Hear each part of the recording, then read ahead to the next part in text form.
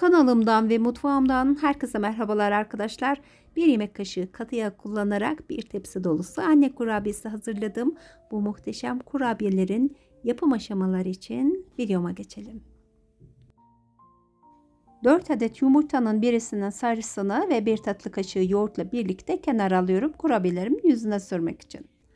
1 su bardağı toz şekerde kullanmış olduğum bardak ölçüsü 300 milim toz şeker ilave ediyorum. Arkadaşlar sadece toz şekerde 300 milimlik bardak kullandım.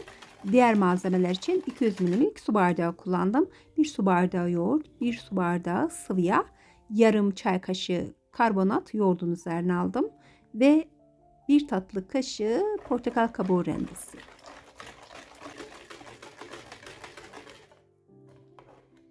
Bütün malzemelerimizi çırpıcıyla iyice karıştırdıktan sonra unun bir miktarına üzerine 1 paket kabartma tozu ilave ederek karıştıralım. Arkadaşlar bütün malzemeleriniz oda ısısında olursa hani kurabiyelerinizde sonuç daha güzel olur. Birazdan da içerisine 1 yemek kaşığı tereyağı ekleyeceğiz. Eğer malzemeler soğuk olursa tereyağını sertleştirir. Böylelikle un miktarı da yetersiz gelir. Sonra kurabiyeleriniz tepside piştiğinde fırının ısısıyla birlikte yayılmaya başlar. Bu noktalar önemli. Dikkat edelim lütfen. Kalan unu da ilave ettikten sonra kurabiye hamurumu elimle toparlıyorum. Toplamda 6,5 su bardağı un kullanalım. 6 su bardağından sonra kontrollü bir şekilde kalan unu ekleyelim. Sizler de biliyorsunuz yumurtanın büyüklüğüne, küçüklüğüne göre de un miktarı farklılık gösterebiliyor.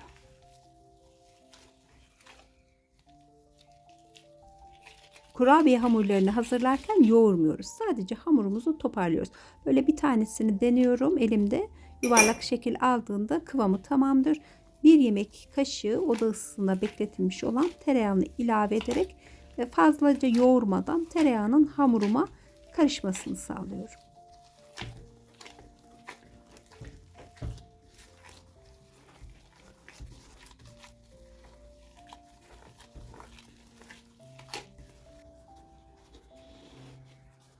Yağlı kağıt sermiş olduğumuz fırın tepsimizin içerisine hamurumuzdan eşit parçalar kopartarak yuvarlayalım.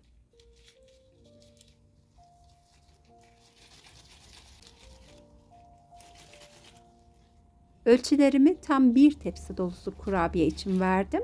Toplamda 30 adet kurabiye elde etmiş oluyoruz.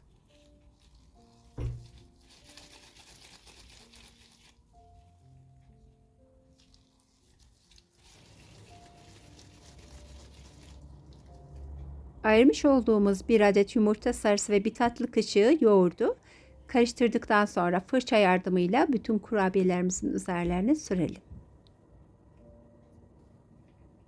Arkadaşlar ben yumurta sarılarını sürerken sizlerden küçük bir ricam olacak. İlk kez bu videoda benimle karşılaştıysanız kanalıma ücretsiz bir şekilde abone olabilirsiniz.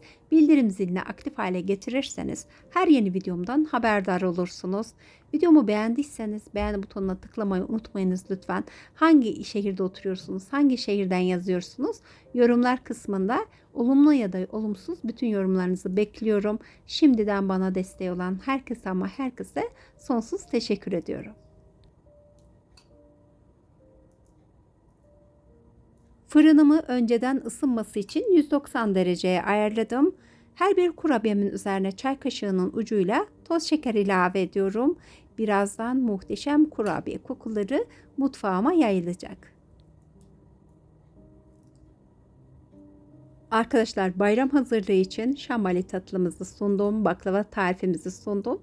Şimdi de bu geleneksel lezzetimizi anne kurabiyesi tarifini sundum. Umarım sizler de en kısa sürede denersiniz. Ve kurabiyelerim hazır, fırına yolculuğu başlasın.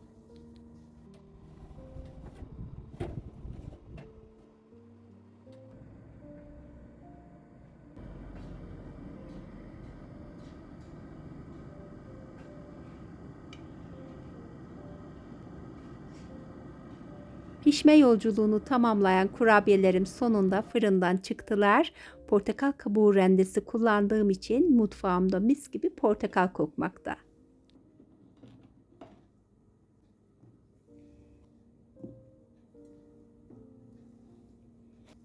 Kurabiyelerimin bir kısmını servis tabağına aldıktan sonra bir tanesinin iç dokusunu sizlere göstermek istiyorum.